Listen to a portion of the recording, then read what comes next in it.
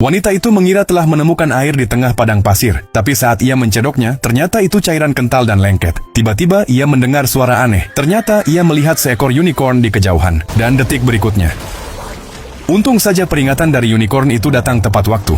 Ia hampir saja menginjak perangkap cacing pasir raksasa. Cairan lengket tadi ternyata umpan dari makhluk itu untuk berburu. Unicorn itu perlahan berjalan mendekatinya. Ia mencoba menyentuhnya, tapi unicorn itu berbalik dan berjalan pergi tanpa menoleh, seolah memintanya untuk mengikuti. Karena penasaran, ia pun mengikuti unicorn itu. Namun begitu mereka melewati sebuah bukit pasir, unicorn itu tiba-tiba menghilang. Di saat yang sama, badai pasir mulai terbentuk di hadapannya. Masih berharap bisa menemukan unicorn itu lagi, ia terus melangkah maju. Meski tak menemukannya, ia justru bertemu seekor kadal gurun. Lapar dan putus asa, ia menangkap kadal itu, menghantamkannya ke batu, dan memakannya dengan lahap, termasuk telurnya. Ia melanjutkan perjalanan, tapi tak lama kemudian merasa mual dan muntah. Setelah beberapa waktu, tubuhnya mulai kembali normal. Dan saat itulah unicorn itu muncul kembali, berdiri tepat di hadapannya. Ia menatapnya sebentar, lalu berlari pergi. Kali ini, wanita itu sadar. Unicorn itu sebenarnya sedang menunjukkan jalan keluar dari gurun. Ia mengikutinya tanpa ragu. Tiba-tiba, unicorn itu berhenti, seolah merasakan sesuatu. Wanita itu berlutut dan menusukkan pisaunya ke tanah. Tanpa diduga, air menyembur dari bawah. Ia minum sepuasnya, dan bahkan membagikannya pada unicorn. Mereka melanjutkan perjalanan bersama. Namun tak lama kemudian mereka memasuki bagian gurun yang sangat kering dan tandus. Wanita itu merasa ada yang tidak beres. Di detik berikutnya, seekor makhluk raksasa yang mengerikan muncul dari bawah tanah. Ia menatap ke atas dan melihat monster kalajengking raksasa. Ia mundur ketakutan saat monster itu mencoba menyerangnya. Tapi saat itu juga, unicorn melompat maju dan melawan monster itu.